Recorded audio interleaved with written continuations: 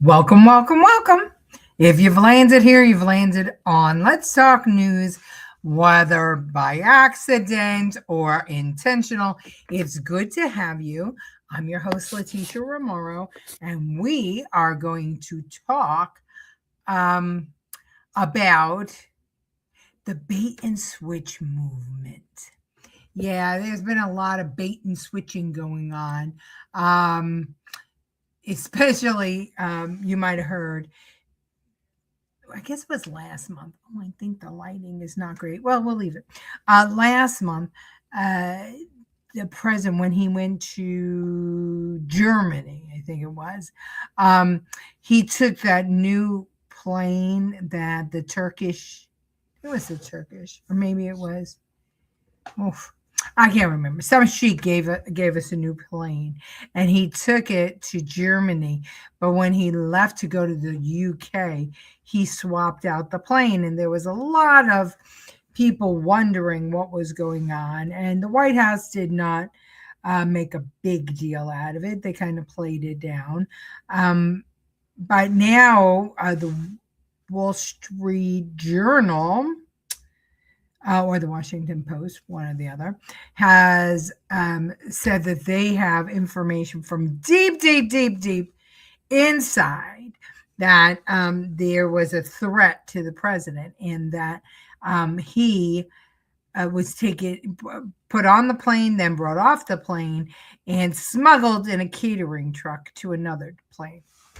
And this is a big deal. Trying to understand exactly why it's a big deal, but it seems to be a big deal amongst the left reporters, because they're saying that if this article is true, then Trump left his staff and the reporters on Air Force One, and oh my, were they in peril. Well, instead of me telling you, I'll let a video tell you. But before I do, I want to say hi to Kevin from the other side of the world, but the same side of the issues. Good to have you here. Hello, Francine. Good to have you. And hello, Karen. Good to have you. I don't know where the rest of our crew is. I hope they're not having a hard time getting in, or it just might be a beautiful Wednesday evening. And people might not want to be sitting in front of the computer, and that's fine too. Okay, so let's see. Here is the lowdown on the actual reporting on the plane switch. Candidly, this was a surreal story to cover. The initial discussions, the initial tip, and then looking into it, I kept finding myself saying, what am I missing? Is this true? President Trump was seen boarding Air Force One at 8:24 p.m. local time on July 8th. But actually, according to the Post, and you can see here, Trump and several of his aides were secretly shuttled minutes later onto this airport catering truck, which was elevated and positioned at a door out of the view of the cameras. Now, the Post reports that the president was on that catering truck when it pulled away from Air Force One at 8:30 p.m., secretly bringing him to a smaller plane, an Air Force C-32A, making the Air Force One that everyone thought he was on a decoy that still had the reporters who thought the president had boarded that plane, and who you see boarding right here on the right, and some White House staff aboard. The Washington Post reports, and I quote, "The maneuver meant that the president's actual location was concealed from the American public and many senior U.S. officials for hours." Air Force One then landed in the UK hours later. The most significant piece here is that for weeks now, the American public talking about the two Air Force One jets, the newer one from Qatar and the older one from the... Okay, so clearly there was something wrong with my mics there. Somebody walked into the room while I was recording that clip. I hope that didn't happen on all the clips, but anyway, you get the gist. It wouldn't be Let's Talk News if there wasn't a screw up somewhere with that. So you get the gist. The plane from Qatar. All right, so right there, we got all the answers to the things that I forgot. It was the Washington Post reported it. The plane was given a gift to the American people from Qatar. And we know that there were all kinds of stories going around. The stories were, was there a threat to Trump's life?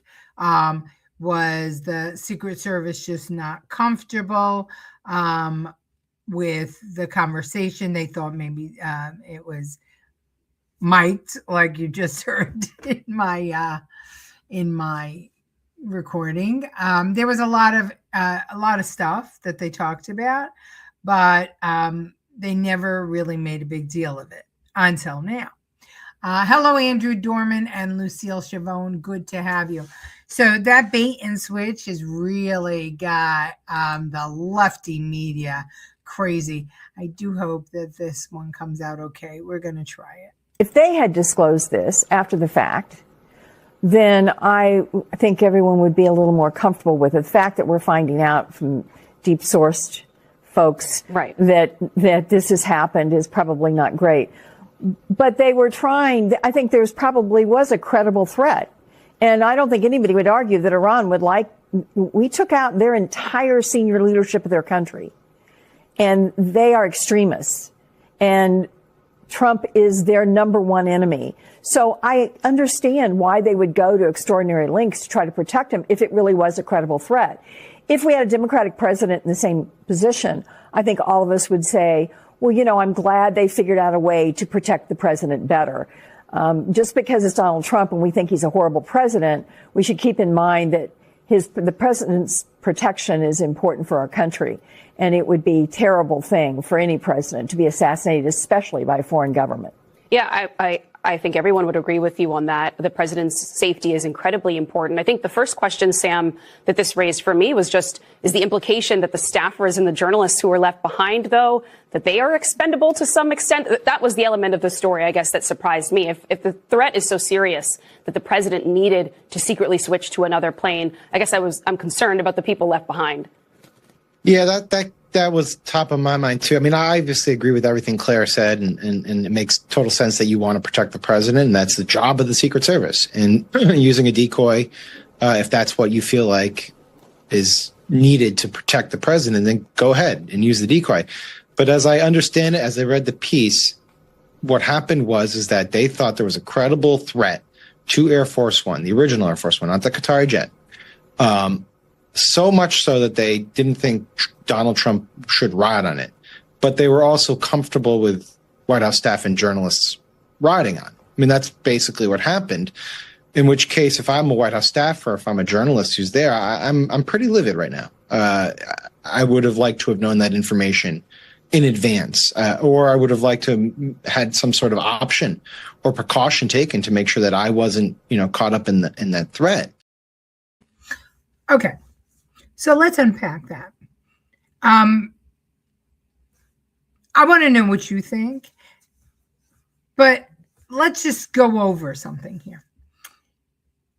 The Washington Post prints a story that is supposed to be the real truth about what happened in Germany. And was it Germany or France? Wherever. I think it was Germany, but it might have been France. It was at the summit that I remember. And why Donald Trump switched planes. Now, the American people at the time knew he switched planes. He said that Secret Service told him they didn't want him on that plane. So he left that plane and he went on a different plane. They didn't say anything about it being a threat to his life. They didn't say anything about any of those things. But supposedly, the Washington Post had somebody on the inside who told them about this. And now every news station is reporting on it. And now people are getting pissed off because they're saying that the president left his staff and the journalists on the plane where there was a credible threat. Marco Rubio was on that plane. Do you think that Trump or the Secret Service would actually leave all those people on that plane if there was a threat? No, they wouldn't. They would have taken everybody off. Why would they have taken everybody off? Because they just would. Okay, they just would. Now, some people would say, oh, they would worry about a leak. No, they could have gotten everybody on board.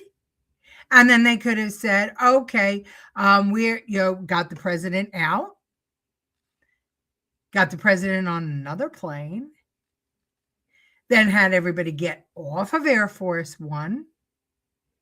We do that all the time, right? As regular people, we get off.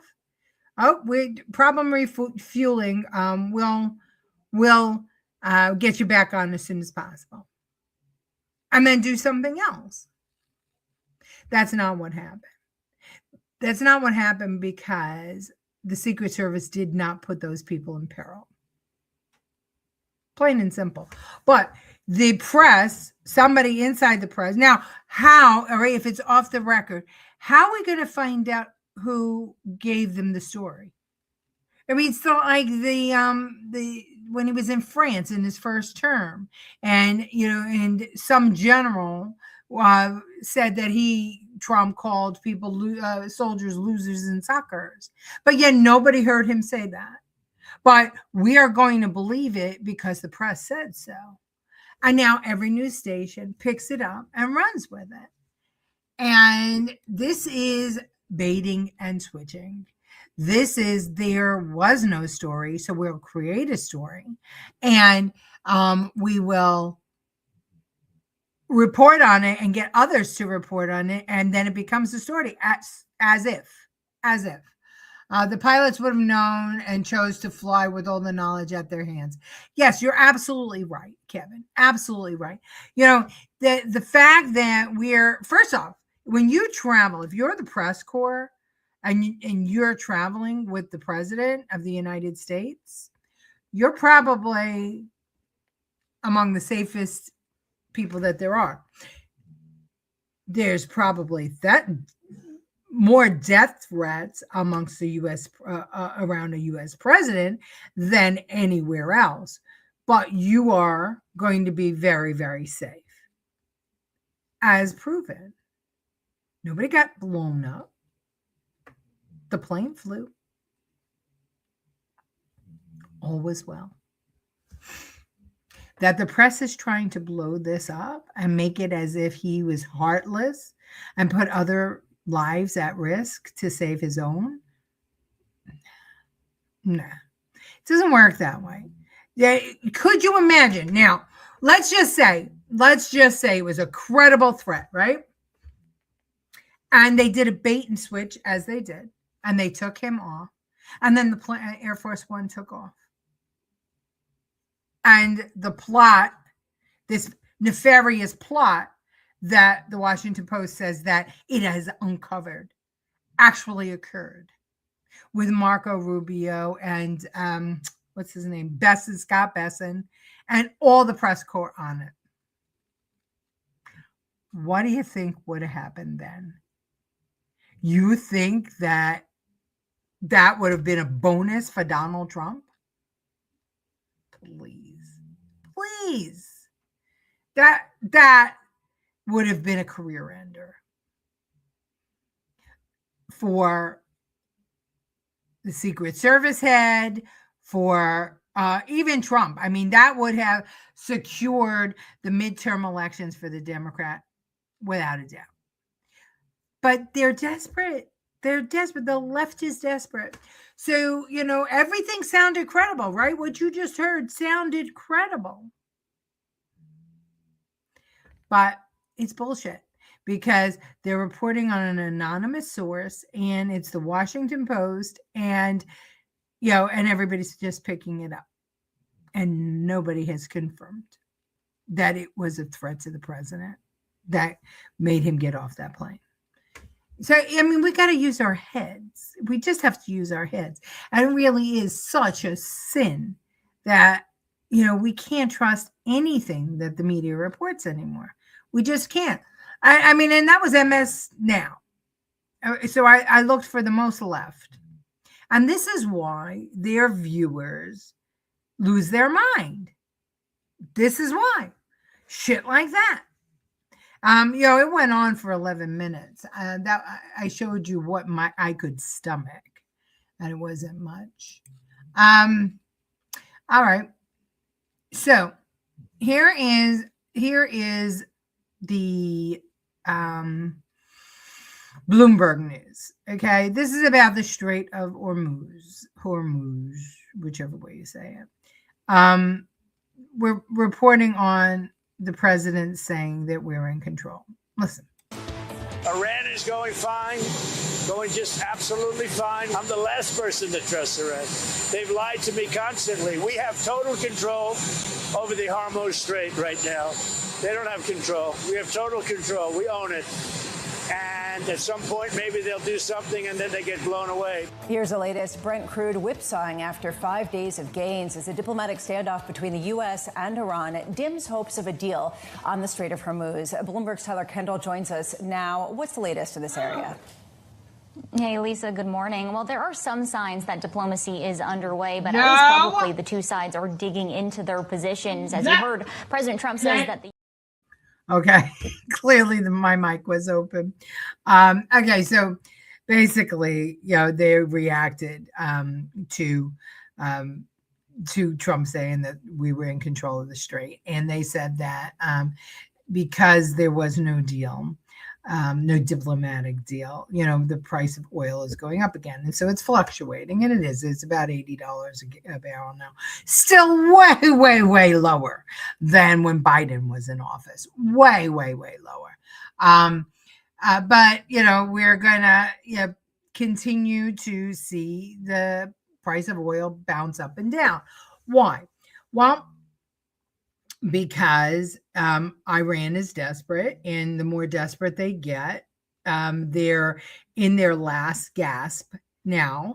They just killed 6 people. One of them was Pakistani who were on a tanker, and Pakistan was the one that was trying to get the peace talks going.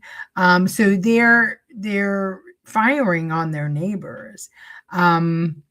We have been getting ships through, not just through the Strait of Hormuz, but also alternative routes that weren't used in the past. And now it's making the Strait of Hormuz less necessary, if you will. But you got the Houthis on one end, and you got Oman, and you've got Iran, and they're making a lot of noise.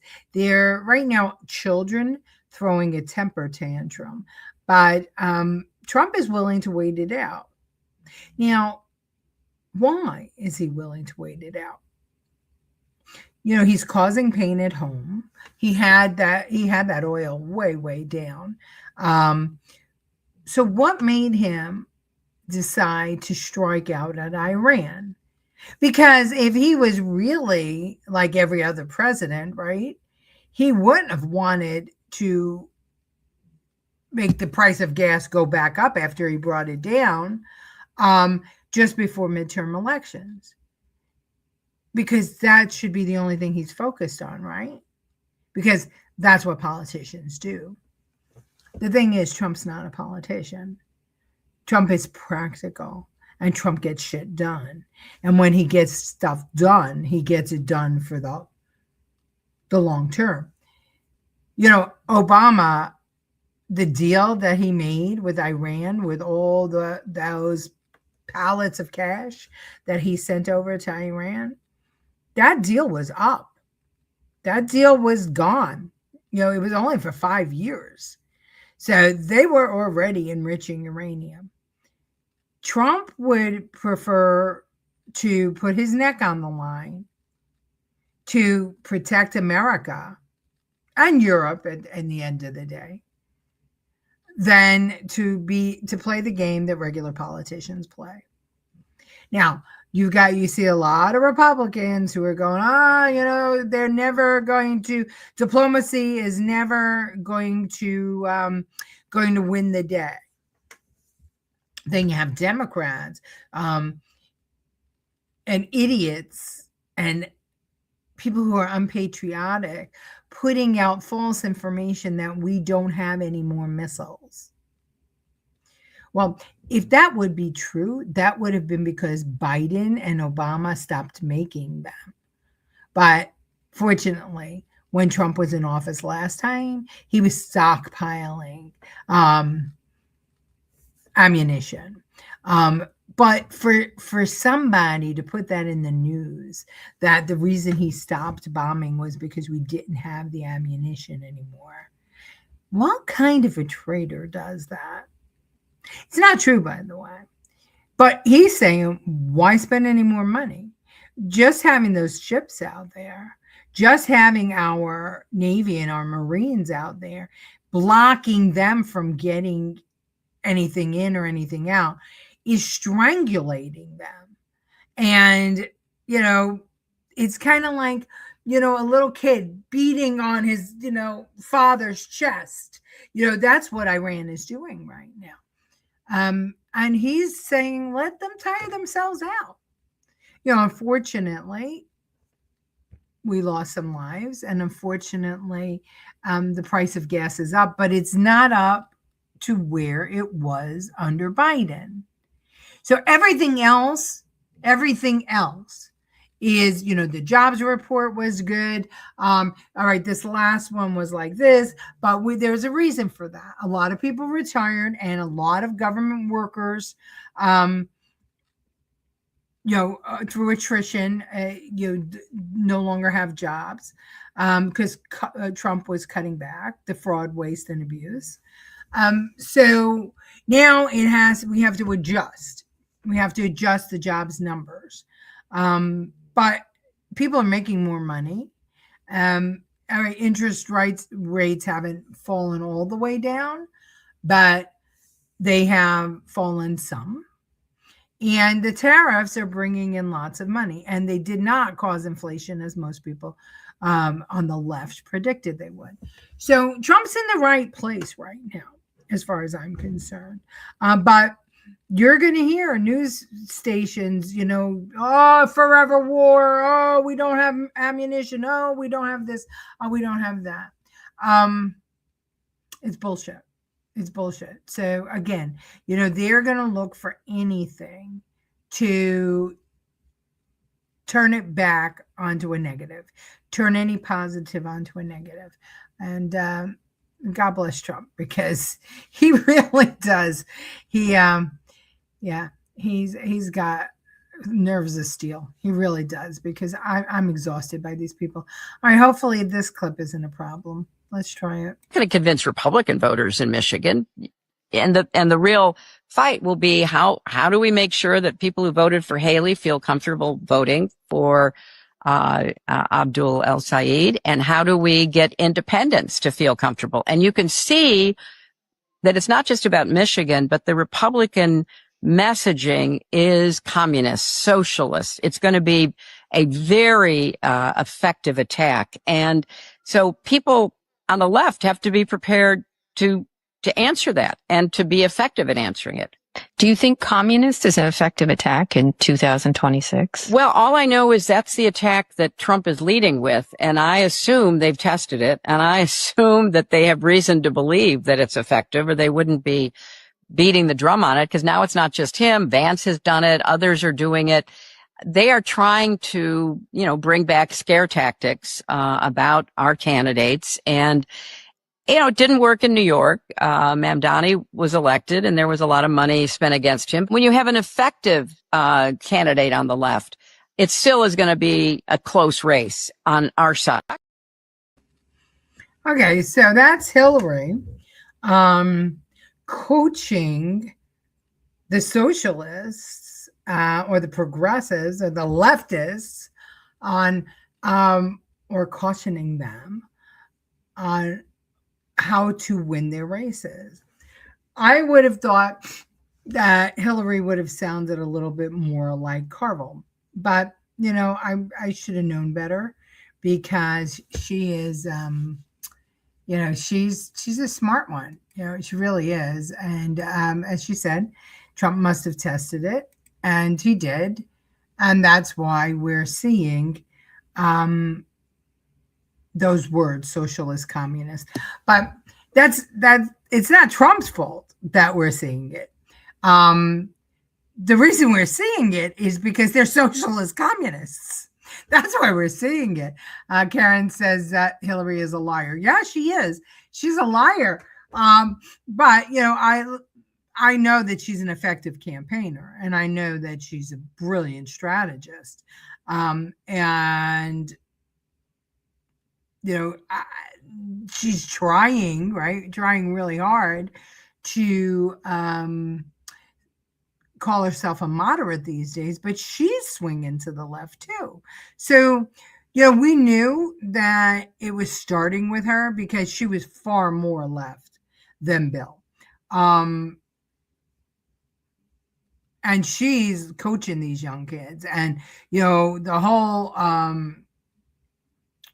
whole she's gotten on board with the group that trounced her with Obama. That it was her turn, and they pulled out Obama out of their ass, and they put him in, and they made her step aside. And in the time that she stepped aside, she destroyed herself.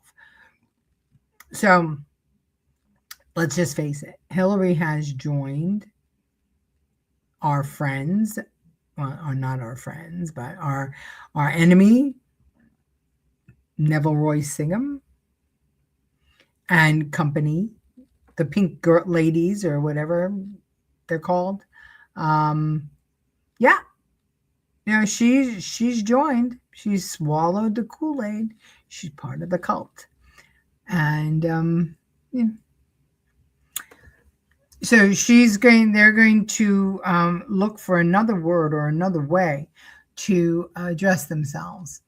But I don't know, because I think that what these socialist Democrats are really proud of is the fact that they just tell it like it is. And they truly believe that people are that stupid, and that, they could just say affordability. I put together a little 1-minute ditty. It's no words. It's music, though. You're going to have to read.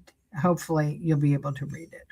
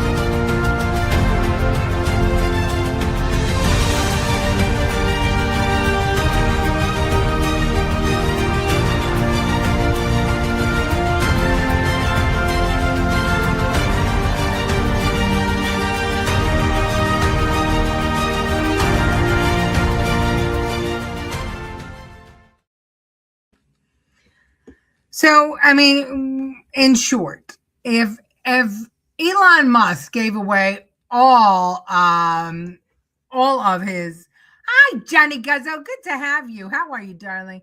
If Elon Musk gave away all his money tomorrow, you wouldn't be rich. I wouldn't be rich.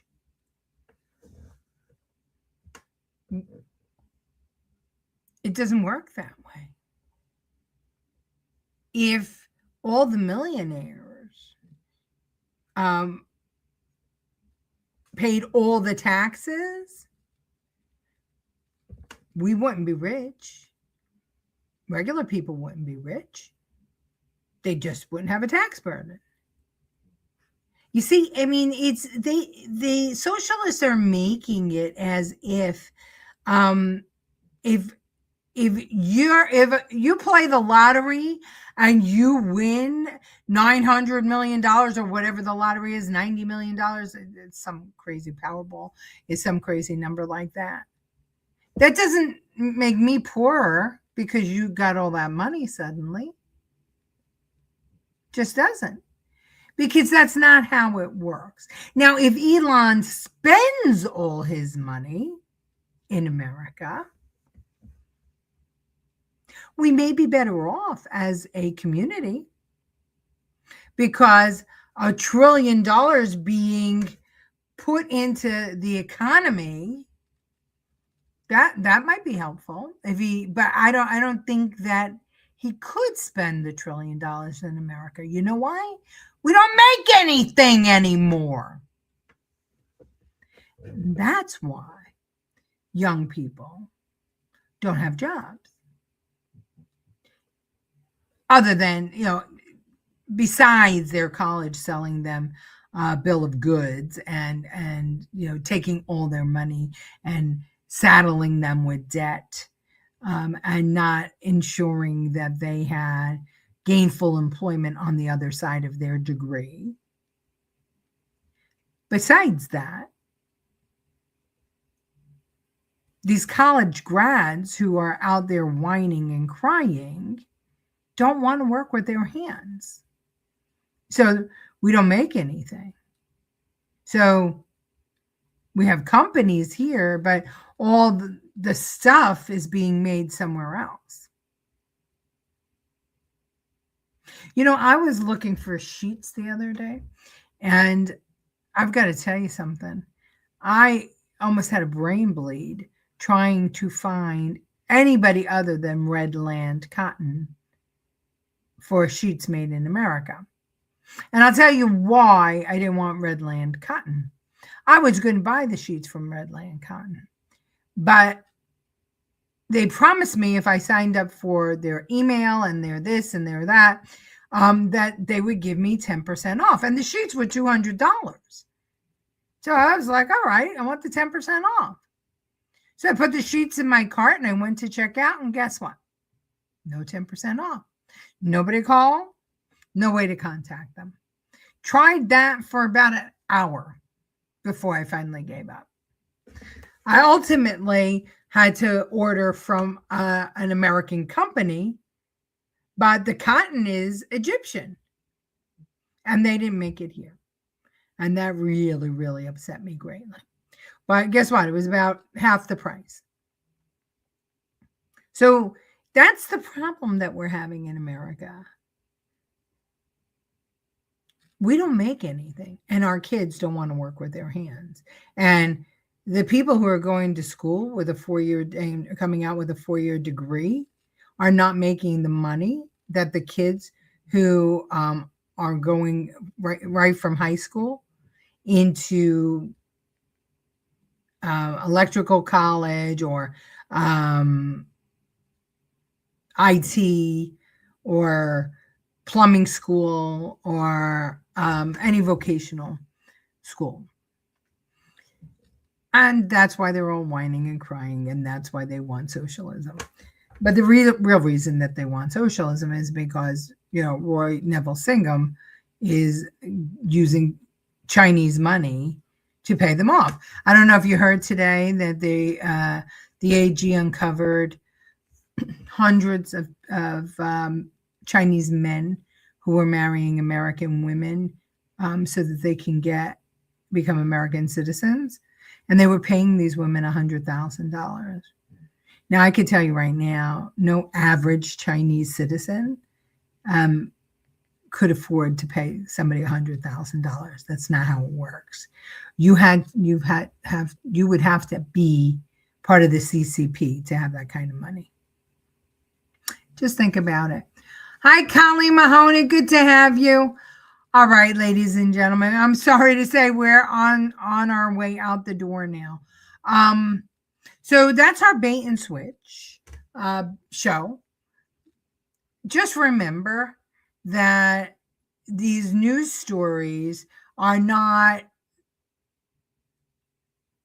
somebody investigating, spending weeks investigating and putting together credible sources and then reporting. It's somebody heard something from someone. They get to protect their identity because they're the press, and it doesn't even have to be true. They just report it, and then if it sounds good and sells newspapers and sells and gets clicks, every other news organization is going to put it out, including Fox. So that's why I always fought against downsizing industrial and commercial property and turning it into residential. You certainly did. You certainly did. And unfortunately, though, John, where's the industrial coming from? It's just not coming because the kids don't want to work with their hands. I mean, my sister-in-law used to work for Plymouth Mills ages ago in Staten Island. We had a lot of manufacturing in Staten Island. Now Amazon is occupying all of the industrial area, and they're bringing products from other countries. We did it to ourselves. And the only way to undo it is to get parents to start to understand that that whole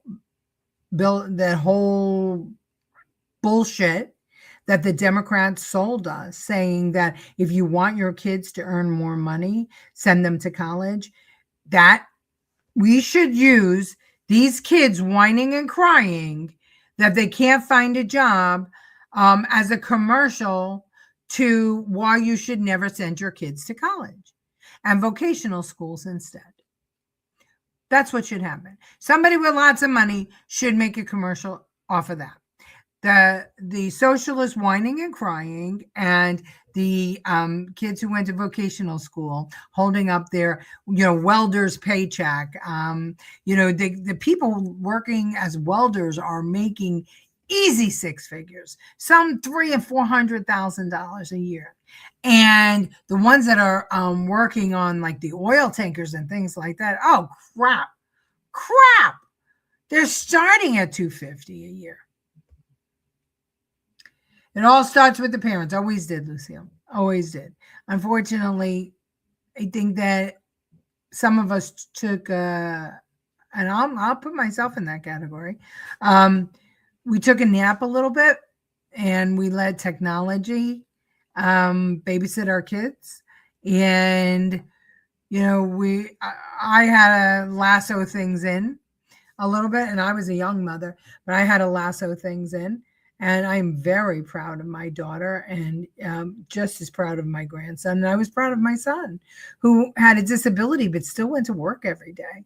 He worked for specialties. I'm talking about manufacturing. He went to work every single day until he got sick. And those last 5 years were really tough. But yeah. So Amazon no longer delivering directly to my zip code. Using FedEx and USPS, everything takes 3 or 4 days. Rural areas need it most. Now they got us depending on 1 day delivery, and they pulled the rug out. Oh, that's interesting. Hi, Barry Croupy. Oh, I realize I have this shut off. 100%. College is great for some kids, not all. Unless you're getting a master's, law degree, or doctorate, don't bother. 80% of the kids just waste time in college. And Barry's auto body, work with his hands, built an empire, second generation running that shop. And uses all the technology, moved with the time. Absolute success story, Barry's Auto Body. I would rather my kid follow in Barry's footsteps than spend a dime on college. Jennifer spent a ton of money on college, never did get the degree, kept changing majors, strapped with student loans. Because she was in, she was out, she was in, she was out. And then, finally she kept on paying. She paid through the money we had saved for college. I never, got the degree. And then she took out a loan to go some more. And really, really smart kid, no degree. But she's her own business owner. So she could have been more successful earlier on if she skipped the college part. Ty, my grandson, 3 years in college. He has another 2 to go because he changed schools. But now he's in the police academy. So do I think he's ever going to finish that degree? Probably not. They say they want him to, and they'll help him do it. But I don't know. You're carrying a full plate.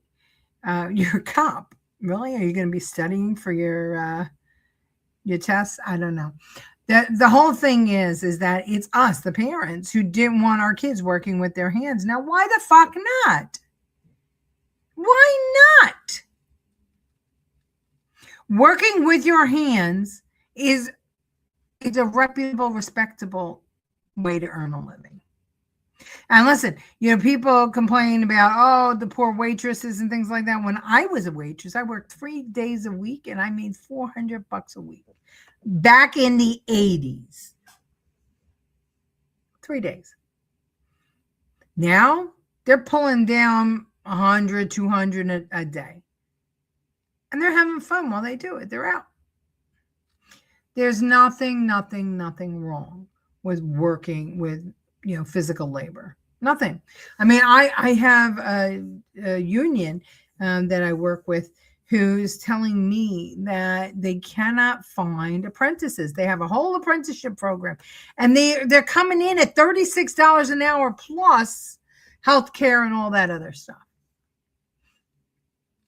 People sign up, work 2 days. They do a lot of asphalt and roadway and things like that, and a lot of digging for gardening, parks and stuff like that. People come in, young people come in, last 2 weeks, and they're out. Can't do it. Don't want to wake up that early. Don't want to work that hard. $36 an hour to start. I think that's might be more or equal to a doctor, a resident in a hospital. If you add the college costs, right? The money spent on getting the license. You might have a wash there. Pretty sure. It's like socialism happening before our eyes. Yeah, AT&T also not repairing out here if internet goes out, so I got Starlink. That's really interesting. So they're pushing people out of rural areas. Why? I wonder if it's got anything to do with data center stuff. It may. All right, well, I'm way over, and I've been doing all the talking because you guys are not talking back. Love you guys so very much. Thank you for joining. Thank you for discussing bait and switch with me, and I will see you all tomorrow. Okay?